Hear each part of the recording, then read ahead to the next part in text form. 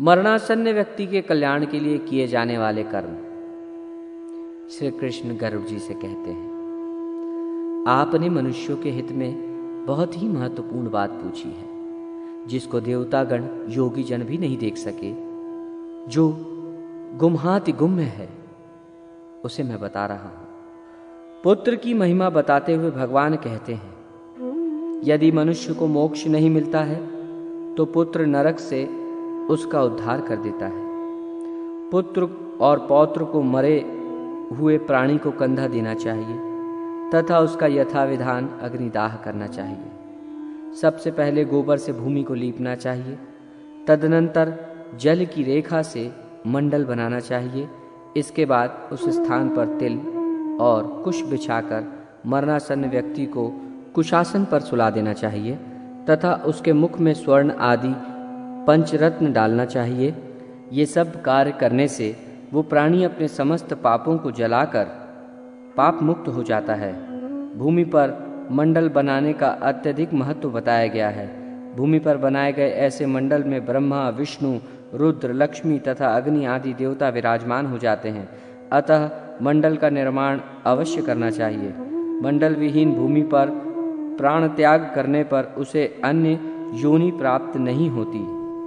उसकी जीवात्मा वायु के साथ भटकती रहती है। तिल और कुश की महत्ता बताते हुए भगवान कहते हैं कि हे गरुड़, तिल मेरे पसीने से उत्पन्न हुए हैं, अतः तिल बहुत ही पवित्र हैं। तिल का प्रयोग करने पर असुर, दानव और दैत्य भाग जाते हैं। एक ही तिल का दान स्वर्ण के 32 सेर तिल के बराबर है। तर्पण दान एवं होम में दिया गया तिल का दान अक्षय होता है। कुश मेरे शरीर के रोमों से उत्पन्न हुए हैं। कुश के मूल में ब्रह्मा है, मध्य में विष्णु तथा अग्रभाग में शिव को जानना चाहिए। ये तीनों देव कुश में प्रतिष्ठित माने गए हैं। इसलिए देवताओं की तृप्ति के लिए मुख्य रूप से कुश की और पितरों की तृप्ति के लिए तिल की आवश्यकता होती है। देवताओं और पितरों की तृप्ति ही विश्व की तृप्ति में हेतु है। अतः श्राद्ध की जो विधियां बताई गई हैं, उन्हीं के अनुसार मनुष्य को ब्रह्मा, देव देवेश्वर तथा पितृजनों को संतृप्त करना चाहिए। ब्राह्मण, मंत्र, कुश, अग्नि और तुलसी ये बार बार प्रयुक्त होने पर भी बासी नहीं होते। हे पक्षी श्रेष्ठ, विष्णु एकादशी व्रत, गीता, तुलसी, ब्राह्मण और गौ ये 6 दुर्गम असार संसार में लोगों को मुक्ति प्रदान करने के साधन हैं। मृत्यु काल में मरणासन्न के दोनों हाथों में कुश रखना चाहिए। इससे प्राणी विष्णु लोक को प्राप्त करता है। लवण रस पितरों को प्रिय होता है और स्वर्ग को प्रदान करता है। ये लवण रस भगवान विष्णु के शरीर से उत्पन्न हुआ है, इसलिए अन्नादि के साथ लवण का दान करना चाहिए।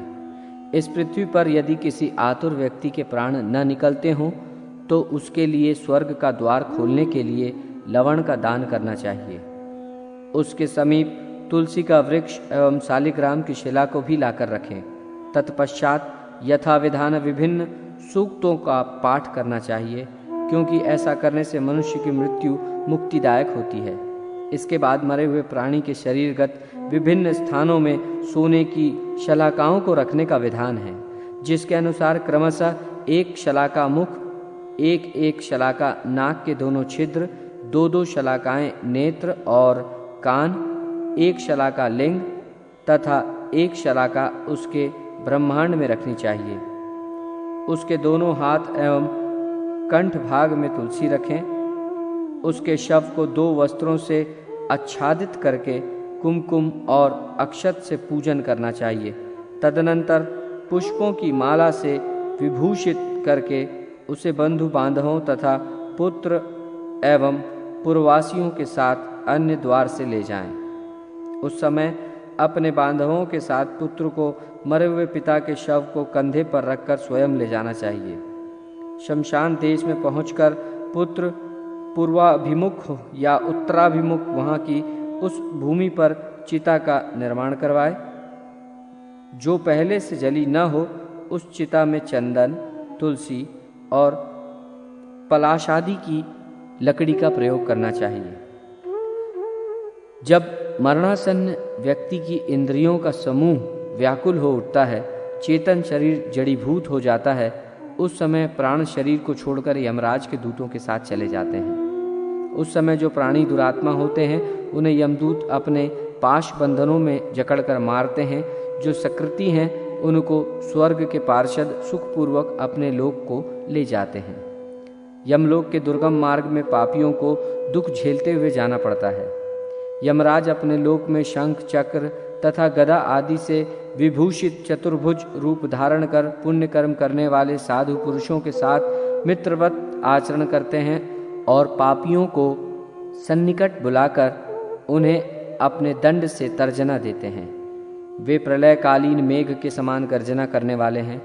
अंजन गिरी के सदृश उनका कृष्ण वर्ण है तथा एक बहुत बड़े भैंसे पर सवार होते हैं। वे महाक्रोधी एवं अत्यंत भयंकर है। भीमकाय दुराकृति यमराज अपने हाथों में लोहे का दंड तथा पाश धारण करते हैं। उनके मुख तथा नेत्रों को देखने से ही पापियों के मन में भय उत्पन्न हो उठता है। इस प्रकार का महाभयानक यमराज जब पापियों को दिखाई पड़ते हैं, उस समय हाहाकार करता हुआ अंगष्ट मात्र का मृत पुरुष अपने घर की ओर देखता हुआ यमदूतों के द्वारा ले जाया जाता है। प्राणों से मुक्त शरीर चेष्टाहीन हो जाता है।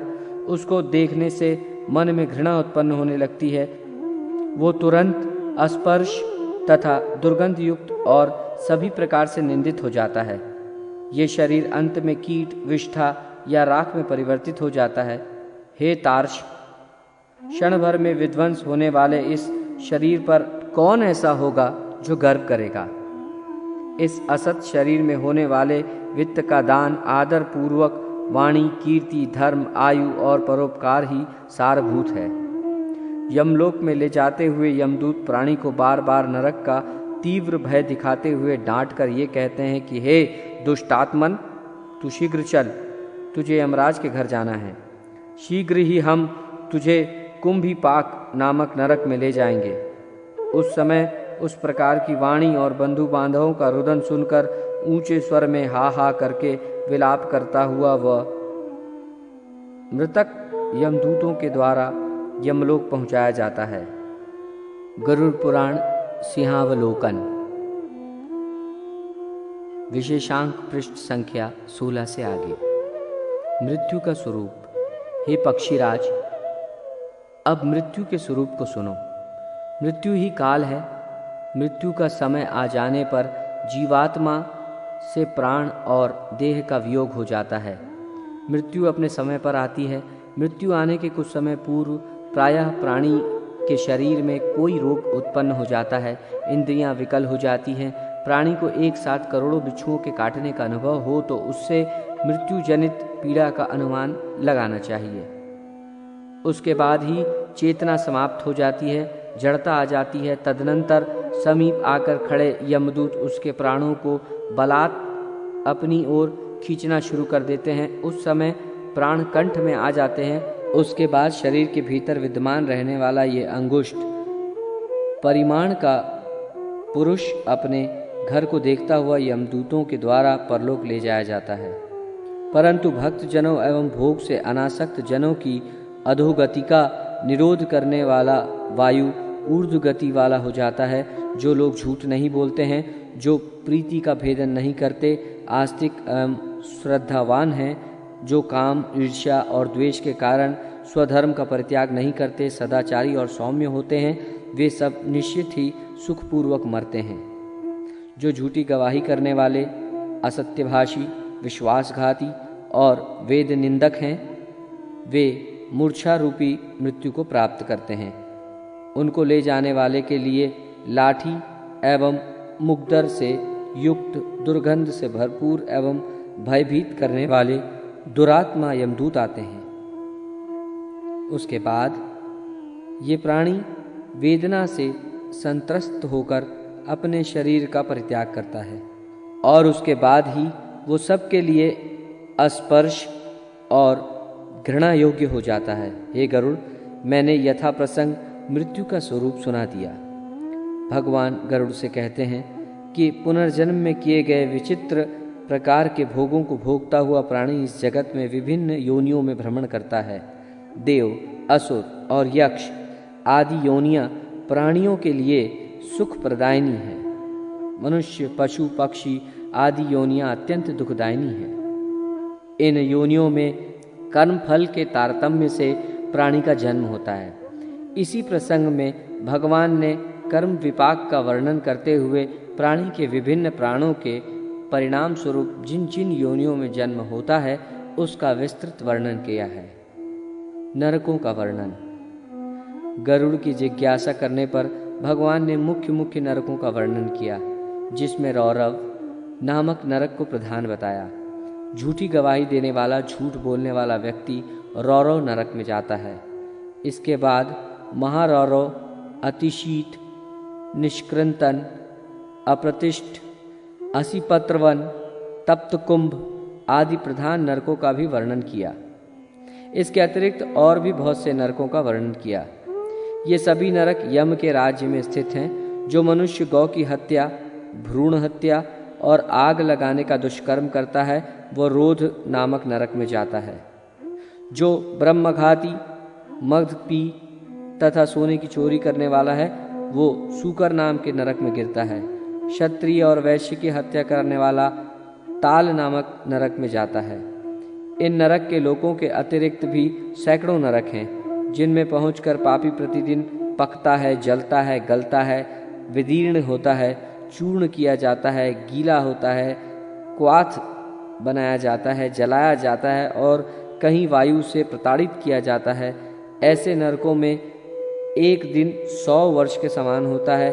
इन सभी नरकों में भोग भोगने के बाद पापी त्रियक योनि में जाता है। तत्पश्चात उसे कृमि, कीट, पतंग, स्थावर तथा एक खुर वाले गधे की योनि प्राप्त होती है। तदनंतर मनुष्य जंगली हाथी आदि की योनियों में जाकर गौ की योनि में पहुंचता है। गधा, घोड़ा, खच्चर, गौर, मृग, शरभ और चमरी ये 6 योनियां एक खुर वाली होती हैं। इनके अतिरिक्त बहुत सी पापचार योनियां भी हैं जिनमें जीवात्मा को कष्ट भोगना पड़ता है। उन सभी योनियों को पार कर प्राणी मनुष्य योनि में आता है और कुबड़ा, कुत्सित, वामन, चांडाल तथा पुलकस आदि नर योनियों में जाता है। अवशिष्ट पाप पुण्य से समन्वित होकर जीव बार बार गर्भ में जाते हैं और मृत्यु को प्राप्त करते हैं। उन सभी पापों के समाप्त हो जाने के बाद प्राणी को शूद्र, वैश्य तथा क्षत्रिय आदि की आरोहिणी योनि प्राप्त होती है। कभी कभी ये सत्कर्म से ब्राह्मण, देव और इंद्रत्व के पद पर भी पहुंच जाता है। हे गरुड़, यम द्वारा निर्दिष्ट योनि में पुण्य गति प्राप्त करने में जो प्राणी सफल हो जाते हैं वे दिव्य देह धारण करके विमान में आरोहण कर स्वर्गलोक को जाते हैं। पुण्य की समाप्ति के पश्चात जब वे वहां से पुनः पृथ्वी पर आते हैं तो वे राजा अथवा महात्माओं के घर में जन्म लेकर सदाचार का पालन करते हैं तथा समस्त भोगों को प्राप्त करके पुनः स्वर्ग को प्राप्त करते हैं। अन्यथा पहले के समान आरोहिणी योनि में जन्म लेकर दुख भोगते हैं। 84 लाख योनियां हैं। उद्भिज, स्वेदज, अंडज तथा जरायुज ये संपूर्ण सृष्टि विभक्त है। मृत्यु के पूर्व तथा बाद में किए जाने वाले कर्म। श्री कृष्ण कहते हैं, हे गरुड़, जान में या अनजान में मनुष्य जो भी पाप करते हैं उन पापों से शुद्धि के लिए उन्हें प्रायश्चित करना चाहिए। शास्त्रों में दशविध स्नान तथा कृच्छ आदि चंद्रायण व्रत अथवा गौदान आदि की प्रक्रिया प्रायश्चित के रूप में बताई गई है। यदि मनुष्य उनमें अक्षमता के कारण सफल न हो रहा हो तो आधा या चौथाई कुछ न कुछ प्रायश्चित अवश्य करना चाहिए।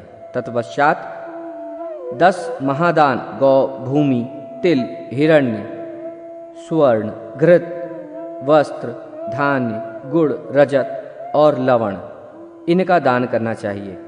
यम द्वार पर पहुंचने के लिए जो मार्ग बताए गए हैं वे अत्यंत दुर्गंध युक्त मवाद आदि और रक्त आदि से परिव्याप्त हैं। अतः उस मार्ग में स्थित वैतरणी नदी को पार करने के लिए वैतरणी गौ का दान करना चाहिए। जो गौ सर्वांग में काली हो जिसके स्तन भी काले हों उसे वैतरणी गौ माना गया है। तिल, लोहा, स्वर्ण, कपास, लवण, सप्तधान्य, भूमि और गौ ये पाप से शुद्धि के लिए पवित्रता में एक से एक बढ़कर हैं। इन 8 दानों को महादान कहा जाता है। इनका दान उत्तम प्रकृति वाले ब्राह्मण को ही देना चाहिए। अब पददान का वर्णन सुनो। छत्र, जूता, वस्त्र, अंगूठी, कमंडल, आसन, पात्र और भोज्य पदार्थ ये 8 प्रकार के पद हैं। तिलपात्र, घृतपात्र, शय्या, उपस्कर तथा और जो कुछ अपने को इष्ट हो वो सब देना चाहिए। अश्व, रथ, भैंस, भोजन, वस्त्र का दान ब्राह्मणों को देना चाहिए। अन्य दान भी अपनी शक्ति के अनुसार देने चाहिए। हे पक्षीराज, इस पृथ्वी पर जिसने पाप का प्रायश्चित कर लिया है वो 10 प्रकार के दान भी दे चुका है। वैतरणी गौ एवं अनुष्ठान कर चुका है। जो तिल से पूर्ण पात्र, घी से भरा हुआ पात्र, शय्यादान और विधिवत पद दान करता है वो नरक रूपी गर्भ में नहीं आता है, अर्थात उसका पुनर्जन्म नहीं होता है।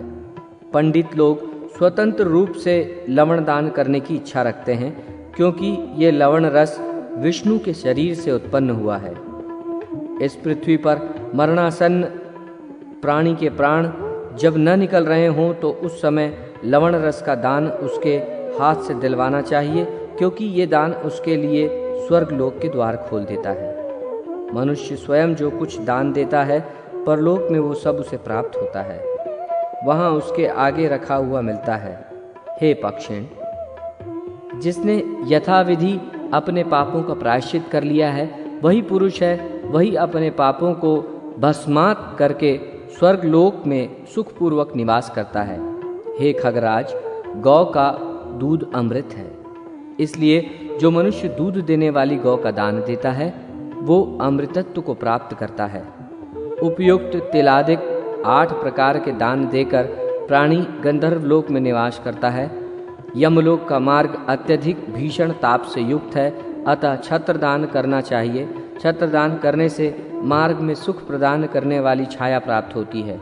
जो मनुष्य इस जन्म में पादुकाओं का दान देता है वो असीपत्र वन के मार्ग को घोड़े पर सवार होकर सुखपूर्वक पार करता है। भोजन और आसन देने से प्राणी को परलोक गमन के मार्ग में सुख का उपभोग प्राप्त होता है। जल से परिपूर्ण कमंडल का दान देने वाला पुरुष सुखपूर्वक परलोक गमन करता है। यमराज के दूत महाक्रोधी और महाभयंकर हैं। काले एवं पीले वर्ण वाले उन दूतों को देखने मात्र से भय लगने लगता है। उदारता पूर्वक वस्त्र, आभूषण आदि का दान करने से वे यमदूत प्राणी को कष्ट नहीं देते। तिल से भरे हुए पात्र का जो दान ब्राह्मण को किया जाता है वो मनुष्य के मन, वाणी और शरीर के द्वारा किए गए त्रिविध पापों का विनाश कर देता है। मनुष्य घृतपात्र का दान करने से रुद्रलोक को प्राप्त करता है। ब्राह्मण को सभी साधनों से युक्त शैया का दान करके मनुष्य स्वर्गलोक में नाना प्रकार की अप्सराओं से युक्त विमान में चढ़कर 60,000 वर्ष तक अमरावती में क्रीड़ा करके इंद्रलोक के भोग भोगने के बाद पुनः वहाँ से गिरकर इस पृथ्वीलोक में आकर राजा का पद प्राप्त करता है। जो मनुष्य काठी आदि उपकरणों से सजे धजे दोष रहित जवान घोड़ों का दान ब्राह्मण को देता है उसको स्वर्ग की प्राप्ति होती है। हे खगेश, दान में दिए गए इस घोड़े के शरीर में जितने रोए होते हैं उतने वर्ष स्वर्ण के लोकों का भोग दानदाता को प्राप्त होता है। प्राणी ब्राह्मण को सभी उपकरणों से युक्त 4 घोड़ों वाले रथ का दान करके राजसूय यज्ञ का फल प्राप्त करता है। यदि कोई व्यक्ति सुपात्र ब्राह्मण को दुग्धवधी नवीन मेघ के समान वर्ण वाली सुंदर जघन प्रदेश से युक्त और मनमोहक तिलक से समन्वित भैंस का दान देता है तो वो परलोक में जाकर अभ्युदय को प्राप्त करता है, इसमें कोई संदेह नहीं है। तालपत्र से बने हुए पंखे का दान करने से मनुष्य को परलोक गमन के मार्ग में वायु का सुख प्राप्त होता है। वस्त्र दान करने से व्यक्ति परलोक में शोभा संपन्न शरीर और उस लोक के वैभव से संपन्न हो जाता है जो प्राणी ब्राह्मण को रस, अन्न तथा अन्य सामग्रियों से युक्त घर का दान देता है, उसके वंश का कभी विनाश नहीं होता, वो स्वयं स्वर्ग का सुख प्राप्त करता है। हे खगेंद्र, इन बताए गए सभी प्रकार के दानों में प्राणी की श्रद्धा और अश्रद्धा से आई हुई दान की अधिकता और कमी के कारण उसके फल में श्रेष्ठता और लघुता आती है। यदि मृत्यु के समीप पहुँचे हुए मनुष्य को लोग किसी पवित्र तीर्थ में ले जाते हैं और उसकी मृत्यु उसी तीर्थ में हो जाती है तो उसको मुक्ति प्राप्त होती है, और यदि प्राणी मार्ग के बीच में ही मर जाता है तो भी मुक्ति को प्राप्त करता ही है। साथ ही उसको तीर्थ तक ले जाने वाले लोग पग पग पर यज्ञ करने के समान फल प्राप्त करते हैं। हे द्विज, मृत्यु के निकट आ जाने पर जो मनुष्य विधिवत उपवास करता है वो भी मृत्यु के पश्चात पुनः इस संसार में नहीं लौटता। हे खगेश, मृत्यु के सन्निकट होने पर कौन सा दान करना चाहिए? इस प्रश्न का उत्तर मैंने बता दिया है। मृत्यु और दाह के बीच मनुष्य के क्या कर्तव्य हैं, इस प्रश्न का उत्तर अब तुम सुनो। व्यक्ति को मरा हुआ जान करके उसके पुत्रादि परिजनों को चाहिए कि वे सभी स्नान करके शव को शुद्ध जल से स्नान कराकर नवीन वस्त्र से आच्छादित करें। तदनंतर उसके शरीर पे चंदन आदि सुगंधित पदार्थों का अनुलेप करें। दाह संस्कार के अंतर्गत 6 पिंड देने की विधि है। पहला पिंड मृत्यु स्थान पर, दूसरा द्वार पर, तीसरा चौराहे पर और चौथा विश्राम स्थान, पांचवा काष्ठ चयन और छठा अस्थि संचयन के समय। ये 6 पिंडदान के स्थान हैं। सभी बंधु बांधवों को शमशान भूमि में शव को ले जाना चाहिए तथा वहां शव को दक्षिण दिशा की ओर सिर करके स्थापित करना चाहिए। दाह की क्रिया के लिए पुत्रादि परिजनों को स्वयं तृण, काष्ठ, तिल और घृत आदि ले जाना चाहिए। शूद्रों के द्वारा शमशान में पहुंचाई गई वस्तुओं से वहां किया गया संपूर्ण कर्म निष्फल हो जाता है। वहां पर सभी कर्म अपसव्य और दक्षिणाभिमुख होकर करना चाहिए। शवदाह के पूर्व 5 पिंडदान करने से शव में आहुति की योग्यता आ जाती है। किसी कारणवश उपयुक्त पिंड नहीं किए जाने पर शव राक्षसों के भक्षण योग्य हो जाता है। दाह कार्य में चांडाल के घर की अग्नि, चिता की अग्नि और पापी के घर की अग्नि का प्रयोग नहीं करना चाहिए। स्वच्छ भूमि पर अग्नि स्थापित कर क्रव्यादेव की विधिवत पूजा करके शव को चिता में जलाने का उपक्रम करना चाहिए। जब शव के शरीर का आधा भाग चिता में जल जाए तो उस समय कर्ता तिल मिश्रित घृत की आहुति चिता में जल रहे शव के ऊपर छोड़े। उसके बाद भाव विहीन होकर उस आत्मीय जन के लिए रोना चाहिए।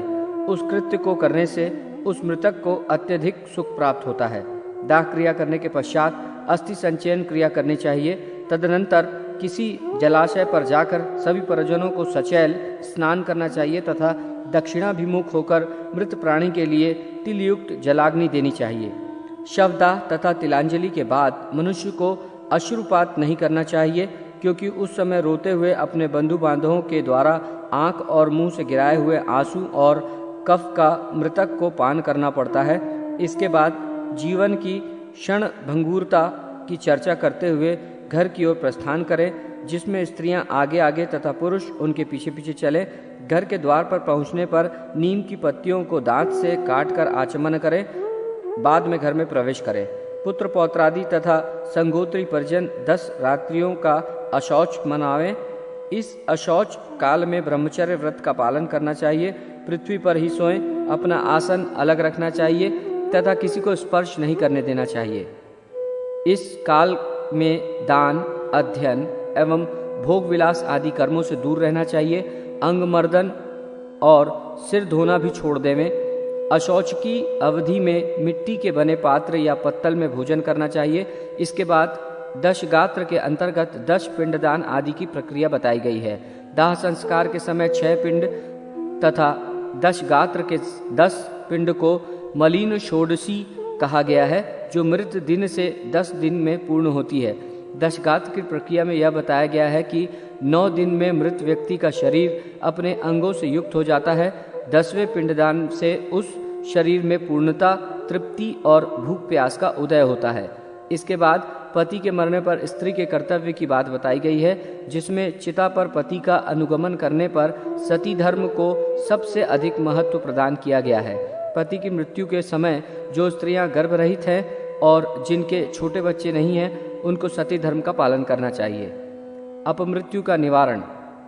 यदि कोई प्राणी भूख से पीड़ित होकर मर जाता है, हिंसक प्राणियों के द्वारा मारा जाता है, गले में फांसी का फंदा लगाने से जिसकी मृत्यु हो जाती है, जो विष तथा अग्नि आदि से मृत्यु को प्राप्त होता है, जो आत्मघाती है, जो गिरकर या रस्सी आदि के द्वारा किए गए बंधन अथवा जल में डूबने से मर जाता है, जो सर्प तथा जंगली हिंसक पशु, वृक्षपात, विद्युतपात, लोहे से, पृथ्वी पर गिरने से, दीवार के गिरने से, खाट या मध्य कक्ष में मृत्यु को प्राप्त होते हैं, जो शास्त्राघात से, विषैले कुत्ते के मुख को स्पर्श करने से तथा शास्त्र विधि से रहित जो मृत्यु हो जाती है, उसे दुर्मरण समझना चाहिए।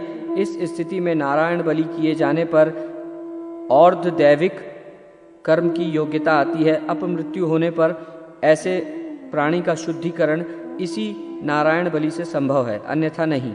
नारायण बलि एकादशाह के दिन करना चाहिए। नारायण बलि की विधि का यहाँ संक्षिप्त वर्णन किया गया है। नारायण बलि का वर्णन करते हुए कहा गया है कि नारायण बलि से मृत व्यक्ति का नरलोक से उद्धार हो जाता है, इसमें तनिक भी संदेह नहीं है। प्रवास में मृत्यु होने पर या सर्पदंश आदि से मृत्यु होने पर पुत्तल दाह की विधि का निरूपण किया गया है। इसके अनंतर रजस्वला और सूतिका स्त्री के मरने पर कौन सा विशेष कर्म करना धर्म सम्मत है, ये भी बताया गया है। पंचक में मृत्यु प्राप्त के कृत्य। पंचक में मृत्यु होने पर दाह संस्कार की विधि भगवान के द्वारा गरुड़ जी को बताई गई है। मास के प्रारंभ में धनिष्ठता नक्षत्र के अर्ध भाग से लेकर रेवती नक्षत्र का समय पंचक काल कहलाता है।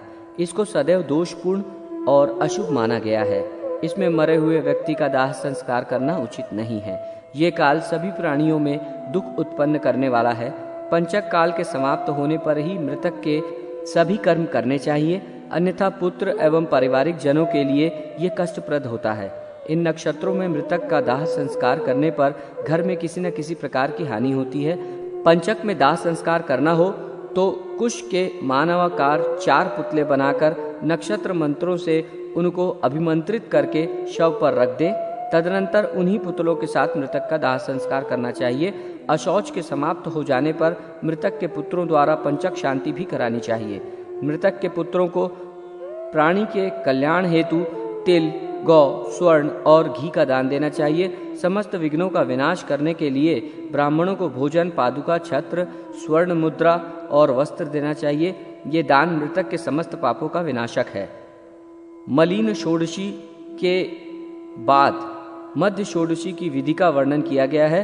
विष्णु से आरंभ करके विष्णु पर्यंत एकादश श्राद्ध तथा 5 देव श्राद्ध इस प्रकार षोडश श्राद्ध किए जाते हैं। इन्हीं का नाम मध्य षोडशी है।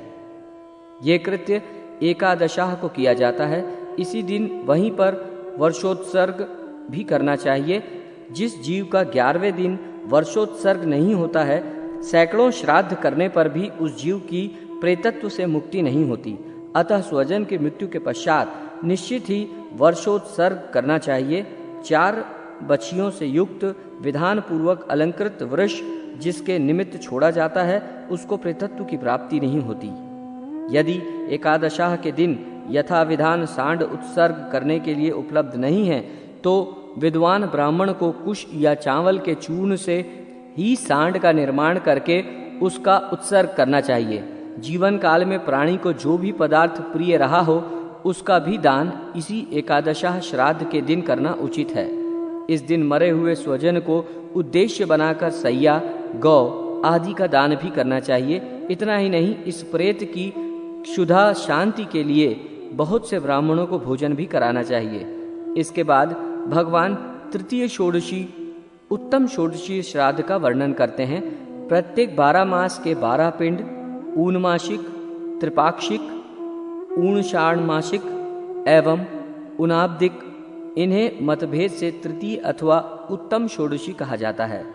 गरुड़ के पूछने पर भगवान ने कहा, हे खगराज, जब मनुष्य के मरने के बाद 1 वर्ष की महापथ की यात्रा करता है, तो वह पुत्र पौत्रादि के द्वारा सपिंडीकरण हो जाने पर पितृलोक में चला जाता है। इसलिए पुत्र को पिता का सपिंडीकरण अवश्य करना चाहिए। वर्ष के अंत में पितृपिंडों के साथ प्रेत पिंड का सम्मिलन हो जाने के बाद प्रेत परम गति को प्राप्त करता है। गृहस्थ पिता की मृत्यु होने पर यदि सपिंडीकरण श्राद्ध नहीं हुआ है तो किसी का विवाह संस्कार नहीं हो सकता। जब तक सपिंडीकरण नहीं हो जाता तब तक भिक्षुक उस घर की भिक्षा स्वीकार नहीं करता। अपने गोत्र से अशौच तब तक रहता है जब तक पिंड का मेलन नहीं हो जाता। पिंड मिलन होने पर प्रेत शब्द का निवृत्त हो जाता है। कुल धर्म अनंत है, पुरुष की आयु नष्ट प्राय है और शरीर नाशवान है। इस कारण द्वादशाह ही इस कर्म के लिए प्रशस्त समय माना गया है। अतः क्रिया करने वाले पुत्र को द्वादशाह को ही सपिंडीकरण करना चाहिए। तत्वदृष्टा ऋषियों ने सपिंडीकरण के लिए द्वादशाह, त्रिपक्ष, छठा मास अथवा वार्षिक तिथि को कहा है। सपिंडीकरण के पूर्व उत्तम षोडशी होना आवश्यक है, क्योंकि 12वें दिन ही प्रायः सपिंडीकरण करना लोक में प्रसिद्ध है। इसलिए उत्तम षोडशी श्राद्ध एकादशाह या द्वादशाह को ही कर देना चाहिए। सपिंडीकरण करने के बाद भी 12 महीने तक षोडश श्राद्ध एकोदृष्ट विधि से नियमानुसार करना चाहिए। हे खगराज, मृतक का दाह संस्कार हो जाने के पश्चात दशगात्र के पिंडदान से पुनः शरीर उत्पन्न होता है। 10वें पिंड से शरीर बन जाने पर प्राणी को अत्यधिक भूख लगती है। एकादशाह तथा द्वादशाह इन 2 दिनों में प्रेत भोजन करता है। इन दोनों दिन जो कुछ भी प्राणी के निमित्त दिया जाता है उसे प्रेत शब्द के द्वारा दिया जाना चाहिए, क्योंकि वो मृतक के लिए आनंददायक होता है। सपिंडीकरण कर देने के बाद जो भी दान दिया जाए वो नाम गोत्र का उच्चारण करके पितृ निमित्त करना चाहिए। भोजन तथा घटादि का दान, पददान, सैयादान एवं अन्य जो भी दान है उन्हें मृत प्राणी के निमित्त एक को ही उद्देश्य करके देना चाहिए। पिंडदान के पश्चात यथाशक्ति उपयोगी समस्त सामग्री दान में दें। ऐसा होने पर ये दिव्य देह धारण करके विमान द्वारा सुखपूर्वक यमलोक को चला जाता है। प्रेत के द्वादशाह संस्कार के अवसर पर जलपूरित कुंभों का दान विशेष महत्व रखता है। यजमान उस दिन जल से भरे 12 घंटों का संकल्प करके दान करें। उसी दिन वो पकाग्न और फल से परिपूर्ण एक वर्धनी भगवान विष्णु के लिए संकल्प करके सुयोग्य एवं सचरित्र ब्राह्मण को प्रदान करें। तदनंतर एक वर्धनी पकान्न तथा फल धर्मराज को भी समर्पित करें। उससे संतुष्ट होकर धर्मराज उस प्रेत को मोक्ष प्रदान करते हैं। उसी समय एक वर्धनी चित्रगुप्त के लिए भी दान में देना चाहिए। उसके पुण्य से प्रेत वहां पहुंचकर सुखी रहता है। दान में एक शैया एक ही ब्राह्मण को देना चाहिए। एक गौ, एक ग्रह, एक शैया और एक स्त्री का दान बहुतों के लिए नहीं होता। विभाजित करके दिए गए दान दाता को पाप की कोटि में गिरा देते हैं। आत्मा ही पुत्र का नाम है। वही पुत्र यमलोक में पिता का रक्षक है। घोर नरक से वही पिता का उद्धार करता है, इसलिए उसे पुत्र कहा जाता है। अतः पुत्र को पिता के लिए आजीवन श्राद्ध करना चाहिए, तभी वो अतिवाहिक प्रेत रूप पिता पुत्र द्वारा दिए गए उन भोगों का सुख प्राप्त करता है। सैयादान की प्रशंसा करते हुए कहते हैं, ये जीवन अनित्य है। जब तक जीवन है तभी तक अपने बंधु बांधव हैं। मृत्यु हो जाने पर वो मर गया है ऐसा जानकर क्षण भर में ही अपने हृदय से स्नेह को दूर कर देते हैं। आत्मा ही अपना बंधु है ऐसा बारंबार विचार कर अपने जीते जी ही हित का कार्य कर लेना चाहिए। इसके अनंतर गरुड़ ने प्रेतों के संबंध में इस प्रकार जिज्ञासा की, भगवान, प्रेत के अनेक रूप किस प्रकार के होते हैं? वे कौन कौन से कर्म के द्वारा महाप्रेत और पिशाच बन जाते हैं?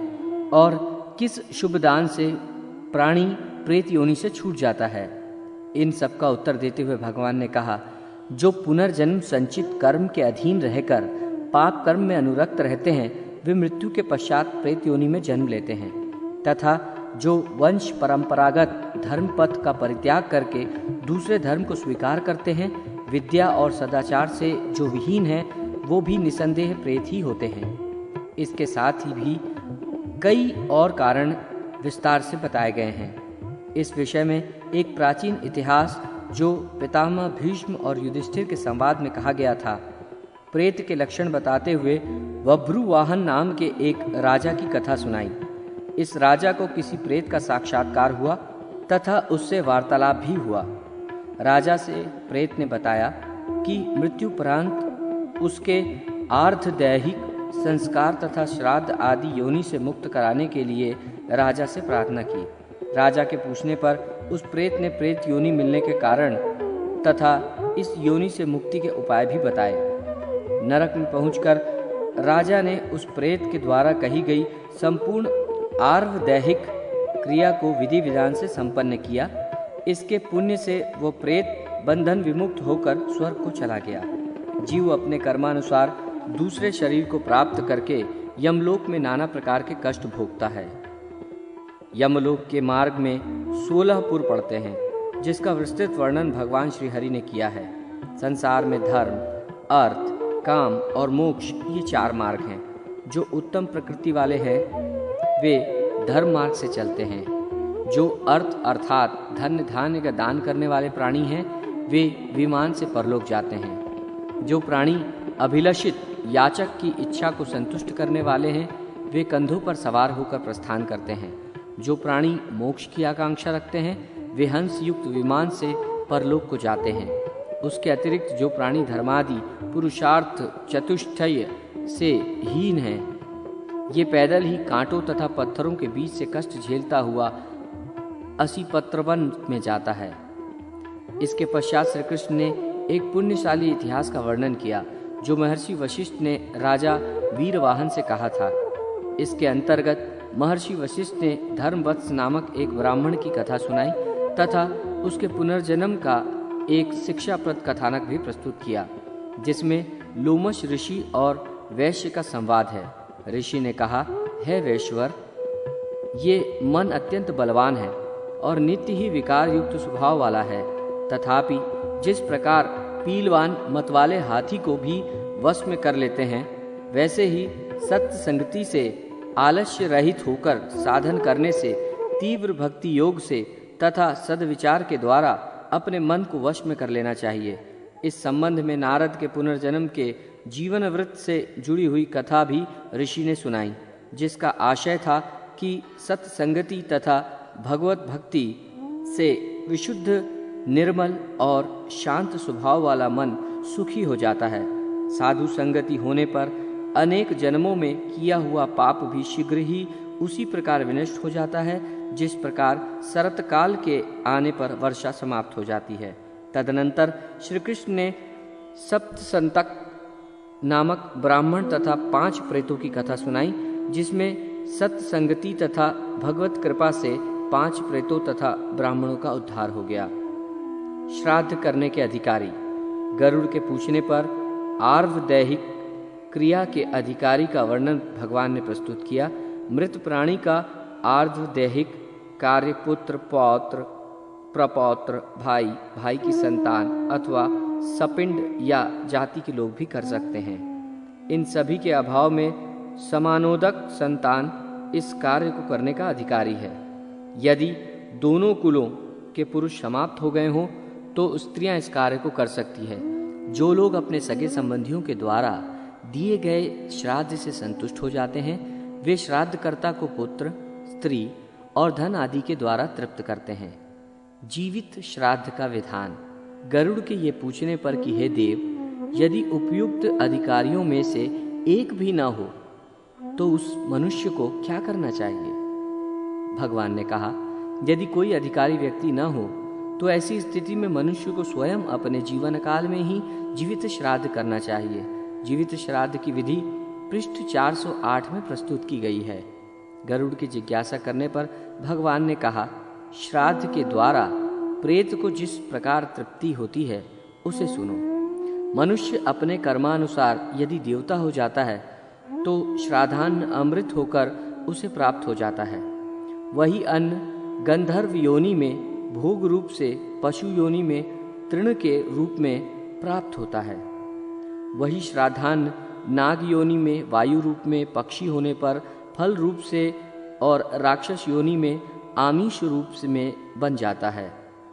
वही श्राद्धान्न दानव की योनि के लिए मांस, प्रेत के लिए रक्त, मनुष्य के लिए अन्न पादादि, बाल योनि के लिए भोगरस हो जाता है।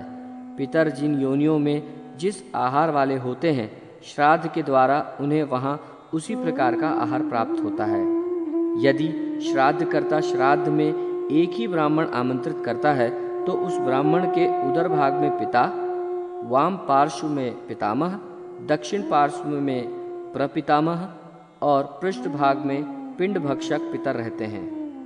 श्राद्ध काल में यमराज प्रेत तथा पितरों को यमलोक से मृत्युलोक के लिए मुक्त कर देते हैं। नरक भोगने वाले भूख प्यास से पीड़ित पितृजन अपने पुनर्जन्म के किए गए पाप का पश्चाताप करते हुए अपने पुत्र पौत्रों से मधु मिश्रित पायस की अभिलाषा करते हैं, अतः विधि पूर्वक पायस के द्वारा उन पितृगणों को तृप्त करना चाहिए। गरुड़ के इस प्रश्न के उत्तर में कि मृत्यु के बाद प्राणी को तत्काल दूसरे शरीर की प्राप्ति हो जाती है अथवा विलंब से उसको दूसरे शरीर में जाना पड़ता है, भगवान ने कहा, हे गरुड़, मृत्यु के पश्चात तुरंत और विलंब दोनों प्रकार से दूसरे शरीर में प्राणी प्रविष्ट होता है। शरीर के अंदर जो ज्योति स्वरूप जीवात्मा विद्यमान रहता है वो मृत्यु के बाद तुरंत ही वायवीय शरीर धारण कर लेता है। भूत प्रेत और पिशाचों का शरीर ऐसा ही कहा गया है। पुत्रादि के द्वारा दशगात्र के जो पिंडदान किए जाते हैं उससे पिंडज शरीर बनता है। उस पिंडज शरीर से वायवीय शरीर एकाकार हो जाता है। यदि पिंडज शरीर का साथ नहीं होता तो वायु शरीर कष्ट भोगता है। कोई कोई जीवात्मा पिंडज शरीर विलंब से प्राप्त करता है, क्योंकि मृत्यु के बाद स्वकर्मानुसार वो यमलोक को जाता है। चित्रगुप्त की आज्ञा से वो वहाँ से नरक भोगता है। वहाँ की यातनाओं को झेलने के पश्चात उसे पशु, पक्षी, तिर्यक, कीट, पतंग आदि की योनि प्राप्त होती है। प्राणी जिस शरीर को ग्रहण करता है उसी शरीर से मोहवश ममता हो जाती है। शुभाशुभ कर्मों के फल भोग कर वो मुक्त हो जाता है। गरुड़ के ये पूछने पर कि बहुत से पापों को करने पर भी इस संसार को पार कर प्राणी आपको कैसे प्राप्त कर सकता है, भगवान ने कहा, हे पक्षीराज, मनुष्य अपने अपने कर्म में रत रहकर संसिद्धि प्राप्त कर लेता है। सत्कर्म से जिसने अपने कायुष्य को नष्ट कर दिया है वो व्यक्ति वासुदेव की निरंतर चिंतन से विशुद्ध हुई बुद्धि से युक्त होकर धैर्य से अपना नियमन करके स्थित रहता है। जो शब्दादि विषयों का परित्याग कर तथा राग द्वेष को छोड़कर विरक्त सेवी और यथा प्राप्त भोजन से संतुष्ट रहता है, जिसका मन, वाणी, शरीर संयमित है, जो वैराग्य धारण करके नित्य ध्यान योग में तत्पर रहता है, जो अहंकार, बल, दर्प, काम, क्रोध और परिग्रह इन षड विकारों का परित्याग करके निर्भय होकर शांत हो जाता है, वो ब्रह्म स्वरूप हो जाता है। इसके बाद मनुष्यों के लिए कुछ करना शेष नहीं रह जाता। नाभि से मूर्धा पर्यंत शरीर में 8 छिद्र हैं। जो सत्कर्म करने वाले पुण्यात्मा हैं उनके प्राण शरीर में ऊर्ध्व छिद्रों से निकलकर परलोक जाते हैं। जो अनासक्त भाव से सत्कर्म में रत रहता है वो मृत्यु के बाद सुखी रहता है और संसारिकता के मायाजाल में नहीं फंसता है। जो विकर्म में निरत रहता है ये मनुष्य पाशबद्ध हो जाता है। इस संसार में 84 लाख योनियां हैं। इन सभी में मनुष्य योनि परम दुर्लभ है। 5 ज्ञान इंद्रियों से युक्त ये योनि प्राणी को बड़े ही पुण्य से प्राप्त होती है। स्वर्ग और मोक्ष के साधन भूत मनुष्य योनि को प्राप्त करके जो प्राणी उन दोनों में से एक भी लक्ष्य की सिद्धि नहीं प्राप्त कर पाता, निश्चित ही उसने अपने को ठग लिया। 100 का मालिक 1000 की कामना करता है, 1000 वाला लाख की। लक्षाधिपति राज्य की इच्छा करता है। जो राजा है वो संपूर्ण पृथ्वी को अपने वश में रखना चाहता है। चक्रवर्ती नरेश देवत्व की इच्छा करता है। देवत्व पद के प्राप्त होने पर उसकी अभिलाषा देवराज इंद्र के पद की होती है। देवराज होने पर वो ऊर्ध्व गति की कामना करता है, फिर भी उसकी तृष्णा शांत नहीं होती। तृष्णा से पराजित व्यक्ति नरक में जाता है। जो लोग तृष्णा से मुक्त हैं उन्हें उत्तम लोक की प्राप्ति होती है।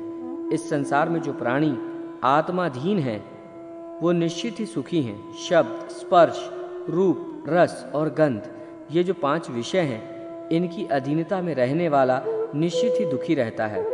लोह और काष्ठ से बने पास में बंधा व्यक्ति मुक्त हो जाता है, किंतु स्त्री, पुत्र, धन आदि की मोहपाश में बंधा प्राणी कभी मुक्त नहीं हो पाता। पाप एक मनुष्य करता है, किंतु उसके फल का उपभोग बहुत से लोग करते हैं। भोक्ता तो अलग अलग हो जाते हैं, पर कर्ता दोष का भागी होता है। सबके देखते देखते मृत प्राणी सबको छोड़कर चला जाता है। इस मृत्यु लोक में प्राणी अकेला ही जन्मता है, अकेला ही मरता है और अकेला ही पाप पुण्य को भोग करता है। बंधु बांधव मरे हुए स्वजन के शरीर को पृथ्वी पर लकड़ी और मिट्टी के ढेले की भांति छोड़कर परामुख हो जाते हैं। धर्म ही उसका अनुसरण करता है। प्राणी का धन, वैभव घर में ही छूट जाता है। मित्र एवं बंधु बांधव शमशान में छूट जाते हैं। शरीर को अग्नि ले लेता है। पाप पुण्य ही उस जीवात्मा के साथ जाते हैं। मनुष्य ने जो भी शुभ या अशुभ कर्म किया है वो सर्वत्र उसी को भोगता है। मनुष्य स्वयं जो भी सत्कर्म करता है अथवा दान देता है, परलोक में वे सभी उसके सामने उपस्थित रहते हैं। दान में जो गौ, भूमि, स्वर्ण, वस्त्र, भोजन और पददान अपने हाथ से दिए जाते हैं, वे सभी जिस जिस योनि में व्यक्ति जाता है वहाँ वे दान उपस्थित रहते हैं। जब तक प्राणी का शरीर स्वस्थ रहे तब तक धर्म का सम्यक पालन करना चाहिए। अस्वस्थ होने पर दूसरों की प्रेरणा से भी वो कुछ नहीं कर पाता। यदि अपने जीवन काल में व्यक्ति दैहिक कर्म नहीं कर लेता है अथवा मरने के बाद अधिकारी पुत्र पौत्रादि के द्वारा भी ये क्रिया नहीं होती, तो वो वायु रूप में भूख प्यास से पीड़ित हो रात दिन भटकता रहता है। वो कृमि, कीट अथवा पतिंगा होकर बार बार जन्म लेता है और मर जाता है। वो कभी असत मार्ग से गर्भ में प्रविष्ट होता है एवं जन्म लेते ही तत्काल विनष्ट हो जाता है। वैतरणी नदी का वर्णन करते हुए भगवान कहते हैं कि यमलोक के मार्ग में वैतरणी नाम की एक महानदी है। वो अगाध दुस्तर है और देखने मात्र से पापियों को महाभयभीत करने वाली है। पृथ्वी पर जिन लोगों ने गौदान किया है उस दान के प्रभाव से वे उसे पार कर जाते हैं, अन्यथा जिनके द्वारा ये दान नहीं हुआ है वो उसी में डूबते रहते हैं। अहंकारवान पापी, अपनी झूठी प्रशंसा करने वाला, कृतघ्न, गर्भपात कराने वाला तथा अन्य बहुत से पापों के कारण जीव वैतरणी में निवास करता है। कदाचित भाग्य योग से उस नदी को पार करने की इच्छा उत्पन्न हो जाए तो उससे तरने का उपाय सुनो। मकर और कर्क की संक्रांति का पुण्य काल, व्यतिपात योग, दिनोदय, सूर्य चंद्र ग्रहण, संक्रांति, अमावस्या अथवा अन्य पुण्य काल के आने पर इससे तरने के लिए श्रेष्ठतम दान दिया जाता है। यूँ तो मन में दान देने की श्रद्धा जब भी उत्पन्न हो जाए वही दान का काल है, क्योंकि संपत्ति अस्थिर है, शरीर अनित्य है और धन भी सदा रहने वाला नहीं है। मृत्यु सदा समीप है, इसलिए धर्म संग्रह करना चाहिए। जब तक ये शरीर स्वस्थ और निरोग है, जब तक इस शरीर से बुढ़ापा दूर है, जब तक इंद्रियों की शक्ति किसी भी प्रकार से क्षीण नहीं हुई है, तब तक आयु नष्ट नहीं हुई है, जब तक अपने कल्याण के लिए महान प्रयत्न कर लेना चाहिए। क्योंकि घर में महाभयंकर आग के लग जाने पर कुआं खोदने के उद्देश्य से मनुष्य को क्या लाभ प्राप्त हो सकता है। भारतवर्ष में मानव योनि प्राप्त करके मनुष्य अपने जीवन का उत्सर्ग तीर्थ में करता है तो उसका पुनर्जन्म नहीं होता। अयोध्या, मथुरा, माया, काशी, कांची, अवंती और द्वारका, ये 7 पुरियां मोक्ष देने वाली हैं। जो मनुष्य मृत्यु के समय 2 अक्षर हरि का एक बार उच्चारण कर लेता है वो मरने पर मानो मोक्ष प्राप्त करने के लिए कटिबद्ध हो गया है। राग द्वेष रूपी मल को दूर करने में समर्थ ज्ञान रूपी जलाशय के सत्य रूपी जल से युक्त मानस तीर्थ में जिस मनुष्य ने स्नान कर लिया वो कभी पापों से लिप्त नहीं होता। देवता कभी काष्ठ और पत्थर की शिला में नहीं रहते, वो तो प्राणी के भाव में विराजमान रहते हैं। इसलिए सद्भाव से युक्त भक्ति का सम्यक आचरण करना चाहिए। पंडित को जीवन और मरण इन दो की ही शिक्षा लेनी चाहिए। अतः दान और भोग से जीवन धारण करें और युद्ध भूमि तथा तीर्थ में मृत्यु को प्राप्त करें। इस पृथ्वी पर दान, दम और दया ये 3 सत तत्व हैं। दरिद्र तथा सज्जन ब्राह्मण को दान, निर्जन प्रदेश में स्थित शिवलिंग का पूजन और अनाथ प्राणी का संस्कार करोड़ों यज्ञ का फल प्रदान करता है। यथाविहित अपने धर्म का पालन करने से प्राणियों को ऊर्ध्व गति तथा अधर्म की ओर बढ़ने से अधोगति प्राप्त होती है। अतः सभी वर्णों की सदंती अपने धर्म पर चलने से ही होती है। देव और मानव योनि में जो दान तथा भोग आदि की क्रियाएं दिखाई देती हैं, वे सब कर्मजन्य फल हैं। घोर अकर्म से और काम क्रोध के द्वारा अर्जित जो शुभ अशुभ पापाचार हैं, उनसे नरक प्राप्त होता है तथा वहां से जीव का उद्धार नहीं होता। सुकर्म के प्रभाव से प्राणी को ऐहिक और पारलौकिक सुख की प्राप्ति होती है। जिनके हृदय में नील कमल के समान श्याम वर्ण वाले भगवान जनार्दन विराजमान हैं, उन्हीं को लाभ और विजय प्राप्त होती है। ऐसे प्राणियों की पराजय कैसे हो सकती है? धर्म की जीत होती है, अधर्म की नहीं। सत्य ही जीतता है, असत्य नहीं। क्षमा की विजय होती है, क्रोध की नहीं। विष्णु ही जीतते हैं, असुर नहीं। विष्णु ही माता है, विष्णु ही पिता है और विष्णु ही अपने स्वजन बांधव है। जिनकी बुद्धि इस प्रकार स्थिर हो जाती है, उनकी दुर्गति नहीं होती। भगवान पुंडरीकाक्ष मंगल करते हैं। मोक्ष प्राप्ति का उपाय। अंत में गरुड़ जी भगवान से एक अत्यंत महत्वपूर्ण बात पूछते हुए कहते हैं, हे दया सागर, अज्ञान के कारण ही जीव की उत्पत्ति इस संसार में होती है। इस बात को तो मैंने सुन लिया। अब मैं मोक्ष के सनातन उपाय को सुनना चाहता हूं। इस दुस्तर असार संसार में नाना प्रकार के शरीरों में प्रविष्ट जीवों की अनंत श्रेणियां हैं। वे इसी संसार में जन्म लेती हैं और इसी में मर जाती हैं, किंतु उनका अंत नहीं होता। वे सदैव दुख में व्याकुल रहती है। यहाँ कहीं कोई भी सुखी नहीं है। वे किस उपाय से सुखी हों, इसे आप बताने की कृपा करें।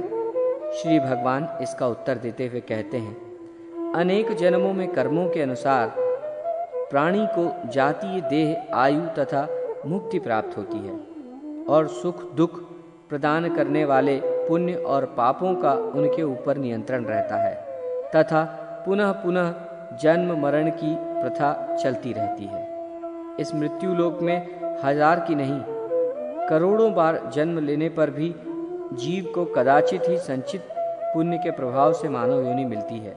ये मानव योनि मोक्ष की सीढ़ी है। 84 लाख योनियों में स्थित जीवात्माओं को बिना मानव योनि मिले तत्व का ज्ञान नहीं हो सकता। अतः इस दुर्लभ योनि को प्राप्त करके जो प्राणी स्वयं अपना उद्धार नहीं कर सकता, उससे बढ़कर मूढ़ इस जगत में दूसरा कौन हो सकता है? कोई भी कर्म शरीर के बिना संभव नहीं है। अतः शरीर रूपी धन की रक्षा करते हुए पुण्य कर्म करना चाहिए। शरीर की रक्षा धर्म के लिए, धर्म की रक्षा ज्ञान के लिए और ज्ञान की रक्षा ध्यान योग के लिए तथा ध्यान योग की रक्षा तत्काल मुक्ति प्राप्ति के लिए होती है। यदि स्वयं ही अहितकारी कार्यों से अपने को दूर नहीं कर सकते हैं, तो अन्य कोई दूसरा कौन हितकारी होगा जो आत्मा को सुख प्रदान करेगा? जैसे फूटे हुए घड़े का जल धीरे धीरे बह जाता है, उसी प्रकार आयु भी क्षीण होती है। जब तक ये शरीर स्वस्थ है, तब तक ही तत्व ज्ञान की प्राप्ति के लिए सम्यक प्रयत्न करता रहना चाहिए। 100 वर्ष का जीवन अत्यल्प है। इससे भी आधा निद्रा तथा आलस्य में चला जाता है।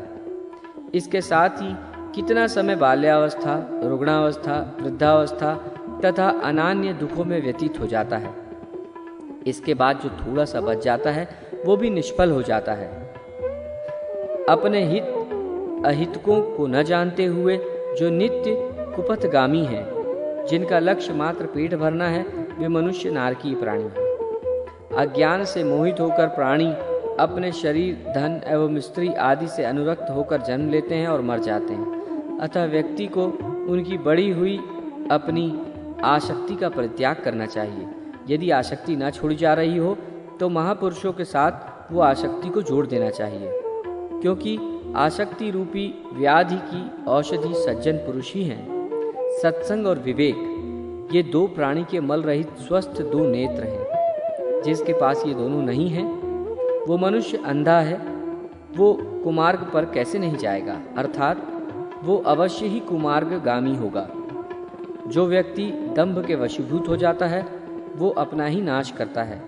जटाओं का भार और मृगचर्म से युक्त साधु का वेश धारण करने वाले दाम्भिक ज्ञानियों की भांति इस संसार में भ्रमण करते हैं और लोगों को भ्रमित करते हैं। लौकिक सुख से आसक्त मैं ब्रह्म को जानता हूँ, ऐसा कहने वाले कर्म तथा ब्रह्म दोनों से भ्रष्ट, दंभी और ढोंगी व्यक्ति का अंत्यज के समान परित्याग कर देना चाहिए। बंधन और मोक्ष के लिए इस संसार में दो ही पद हैं। एक पद है ये मेरा नहीं है, और दूसरा पद है ये मेरा है। ये मेरा है, इस ज्ञान से वो बंध जाता है, और ये मेरा नहीं है, इस ज्ञान से वो मुक्त हो जाता है। जो कर्म जीवात्मा को बंधन में नहीं ले जाता वही सत्कर्म है। जो विद्या प्राणी को मुक्ति प्रदान करने में समर्थ है वही विद्या है। जब तक प्राणी को कर्म अपनी ओर आकृष्ट करते रहते हैं, तब तक उसमें सांसारिक वासना विद्यमान है, और जब तक उनकी इंद्रियों में चंचलता है, तब तक उन्हें परम तत्व का ज्ञान कहाँ से हो सकता है। जब तक शरीर में का अभिमान है, जब तक उसमें ममता है, जब तक उस प्राणी में प्रयत्न की क्षमता रहती है, तब तक उसमें संकल्प तथा कल्पना करने की शक्ति है।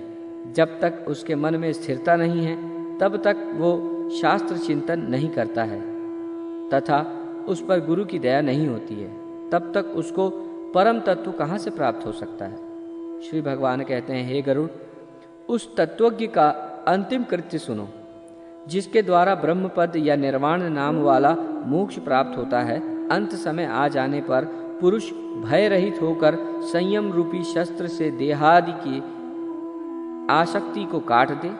अनासक्त भाव से धीरवान पुरुष पवित्र तीर्थ में जाकर उसके जल में स्नान करे। तदनंतर वहीं पर एकांत देश में किसी स्वच्छ एवं शुद्ध भूमि में विधिवत आसन लगाकर बैठ जाए तथा एकाग्रचित होकर गायत्री आदि मंत्रों द्वारा उस शुद्ध परम ब्रह्माक्षर का ध्यान करे। ब्रह्मा के बीज मंत्र को बिना भुलाए वो अपने श्वास को रोककर मन को वश में करे तथा अन्य कर्मों से मन को रोककर बुद्धि के द्वारा शुभ कर्म में लगाए। मैं ब्रह्म हूँ, मैं परम धाम हूँ, मैं ही ब्रह्म हूँ, परम पद मैं ही हूँ। इस प्रकार की समीक्षा करके निष्फल आत्मा में मन को प्रविष्ट करना चाहिए।